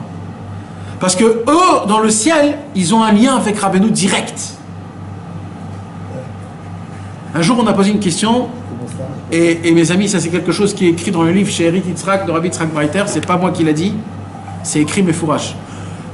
À l'époque, quand la Pologne était fermée dans la Première Guerre mondiale, et que les Chassidei Breslev ne pouvaient pas voyager en Ukraine, il n'y avait pas de passage. Alors ils ont envoyé une lettre à Rabbi Yitzhak Breiter. Qu'est-ce qu'il faut faire? Chez qui on va aller pèleriner? On ne peut pas y aller à Ouman, à Rosh Hashanah. Alors, chez qui on va? Chez qui on va en Pologne? Alors, il dit là-bas, on a la possibilité d'aller voir le Chosé de Lublin. Vous savez c'était qui le Chosé de Lublin? C'est un tzaddik exceptionnel d'une grandeur inimaginable. Ou alors, ou c'est tout. Chez qui on va? Alors Rabbi Yitzhak Breiter, il a répondu, il a dit, c'est certain que c'est un mérite qui est énorme de pouvoir aller chez le Chosé de Lublin et de faire là-bas le Tikkun HaKlali et le Vidui Dvarim. Comme ce qu'on vient de dire, de faire les 3 points... Parce que ça peut se faire chez tous les tzadikim, dans toutes les tombes. Et il dit, mais pour le Inyan de s'attacher au tzadik, je ne sais pas si le Chosé de Lublin, il a la possibilité de pouvoir approcher Rabbeinu comme Rabbi Gershon HaKohen, c'était un chassid Breslev simple, mais qu'il était Breslev. Il dit comme Gershon, que lui, de son vivant, il est allé plusieurs fois au Ouman à Rosh Hashanah et qu'il a un lien avec le tzaddik. Je crois que c'est mieux d'aller voir la tombe de Gershon, notre ami. Ça va faire beaucoup plus d'effet que chez le Chosé de Lublin. Pas parce qu'il est plus grand. Parce qu'en haut dans le ciel, Gershon, il est avec Rabbeinu que le Chosé. Parce que le Chosé, c'est un tzaddik de lui-même, fait de lui-même. Donc il n'a pas obligatoirement un lien spécial avec Rabbeinu. Par contre, Gershon, que de tout son vivant, il est attaché à Rabbeinu, lui, il est chez Rabbeinu. Donc c'est mieux de passer par lui que par là. On aurait pensé à ça, non? En plus, il y a un lien avec les yeux, parce que le Chosé de Lublin, il est tout dans le regard. Ouais, mais là, on n'a pas les yeux, là. Et ça se passe que par les yeux. Là, on ne voit pas les yeux, on voit juste la tombe. Là, le Inyan, comme moi j'ai parlé, je parle d'Afka des yeux. D'Afka de voir les yeux. Et quand on se sent bien, quand on va par exemple chez un tzaddik particulier, on se sent bien là-bas. Parce qu'on a une prime là qui est alors il faut jamais... C'est pas avoir vraiment de ressenti. Jamais. Tu sais pourquoi? Pas parce que c'est rien, c'est quelque chose de très important. Mais excuse-moi d'être un peu... Vas-y. Attends, ça là. Tu vas te faire allumer. Là, il est en train de doser, savoir comment il Non, ça veut dire, mais sincèrement. D'accord? Si je te dis de lire tout le Teilim maintenant sans s'arrêter, là, maintenant, ça va te prendre 3-4 nombres, d'accord? Dès que tu les auras terminés, vraiment, en sueur, en train de essouffler comme si tu as couru un marathon. Et que de l'autre côté, je ne parle pas de toi, je parle de Stavanum, d'accord? Et de l'autre côté, il y a quelqu'un, Chas V'Shalom, qui est allé faire une grosse avéra avec je ne sais pas qui. Et là, on demande à ces deux personnes en même temps, qui a kiffé le plus? Tu comprends? Donc on ne voit pas d'après. Nous, on s'est tellement sali qu'on a perdu la sensation du vrai kiff à cause des 4... Mais par contre, à Ouman, à Rosh Hashanah, c'est pour ça qu'on a une sorte de trip. On est comme on est en trip. on est comme si on est comment on dit, ouais, sous, ou alors drogué. On sent on plane. Qu'est-ce qui se passe? Il se passe rien. On t'a juste dosé tes 4 et là les sentiments ils fonctionnent. Là ça fonctionne. Et malheureusement nous, qu'est-ce qui nous parle aujourd'hui? Un bon film, un bon plat, beaucoup d'argent. C'est que il y en a qui sont rien quand ils viennent, les mecs. Mais là, il t'a pas parlé d'un bon film. Il y en a qui sont rien. Il y en a qui sont même personne. Ils sont bien. Mais la réponse est simple, c'est qu'on n'est pas apte à juger par rapport aux sensations. Tu comprends? Parce que moi, ce qui va me faire vibrer, par exemple, c'est de mettre 500 000 sur le numéro 14. Ces secondes là où ça tourne, c'est ça qui va m'emmener dans des cieux au monde. Tu comprends? Par contre, si je vais étudier une Torah, la Torah d'Aled d'une heure, ouais, c'est sympathique. C'est pareil pour les femmes. Alors, pour tout. C'est pareil. Pour les femmes, peut-être non. Pour les femmes, peut-être non. Parce que les femmes, ils ont plus. Au même moment aussi. Hein? Elles voyagent pas. Non, mais les femmes, c'est leur truc à eux, ça. Ils sont dans la bina, ils sont dans les sensations. Donc peut-être, je sais pas, mais c'est un autre ignan. Moi, je te parle de nous. Nous, c'est quoi qui nous fait vibrer? C'est ce monde-ci, malheureusement. On n'est pas encore comme il faut dans les vrais. Attends, mais t'as dit comme ça, Rabbi Levi Yitzhak, il a dit à son élève, toi tu m'appartiens. Ouais. Pourtant c'était l'élève De Noam Elimelech. T'étais un élève comme ça aussi. Que quoi? Un jour, cet enfant-là, elle a vu ce tzaddik qui était vivant, il est parti de ce monde, et il y a eu un kécher comme ça. Et il doit avoir un kécher avec ce tzaddik, mais c'est un affim, d'accord? Peut-être. C'est un affim du tzaddik et cette dolam. Donc Rabbeinu, c'est au-dessus de tout, tu comprends ce que je veux dire? Nous on sait par rapport à ce qu'on lit, tu comprends pas au niveau des sentiments. C'est dépasser le sentiment quand tout ce que tu lis là, c'est pas des sentiments, c'est que de l'étude, c'est la face du tzaddik, d'accord? Donc quand on étudie, on s'attache dans une connaissance, après on sait et on va, d'accord? Et il y a aussi l'attachement que Dieu nous a donné depuis le début, tu comprends ce que je veux te dire, depuis qu'on est né, qui nous a fait tenir, etc. Donc on peut avoir un attachement avec des tzaddikim. Et en étant attaché au tzaddik, parce que c'est complètement ce qu'il dit dans la Torah 70 du livre des Torah. Ça veut dire c'est pas que ça va pas ensemble. Non, c'est sûr, c'est sûr. Tu peux avoir le sentiment d'aller chez les tzaddikim et automatiquement d'aller chez le tzaddikim Zedora. Maintenant le fait que t'aimes des tzaddikim qui fait en sorte que tu vas pas chez le tzaddikim Zedora, mais il y a un problème. Que c'est ce qu'il dit, l'exemple de ce qu'il dit pour moi, je reviens à ce qu'il dit Nathan, sur l'exemple qui fait que on va gérer notre vie par rapport à nos sentiments. Tu vois? Et après on va pas aller chez le tzaddikim Zedora à cause du sentiment qu'on a pour d'autres tzaddikim. Tu comprends ce que je veux te dire? Encore une fois, je dis pas non concrètement. Mais de là à prendre ça comme une preuve, Comme un message, comme un truc comme ça. tu peux le prendre comme un rajout de message, tu comprends? C'est pas l'essentiel. Non. Pareil pour les rêves. Les rêves, il ne faut pas s'en faire. Pour le bien ou pour le mal. Mais en rajout de quelque chose, oui, tu peux rajouter. En plus, j'ai eu un beau rêve, j'ai rêvé que... Oui, mais là-bas, la Gemara, elle dit, mais fourrage, imnafshoa gouma alav. Ça a une seule condition, c'est si ce rêve te rend malade. Sinon, on s'en fout du rêve. On s'en fout complètement du rêve. La halakha, c'est la halakha, mais fourrage. Même si on rêve des dents qui tombent, comme c'est écrit... Oui, la Rabbeinu explique ça que c'est un bon rêve en vérité. C'est qu'il va avoir la sagesse, exact.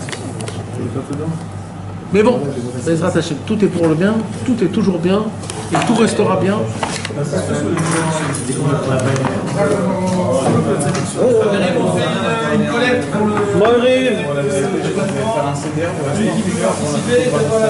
Dans un rêve, c'est pas que le tzeddik est incarné dans un animal, c'est que moi, la seule possibilité de voir le tzeddik, c'est dans cette manière-là. C'est-à-dire le problème, il est en toi, pas en lui.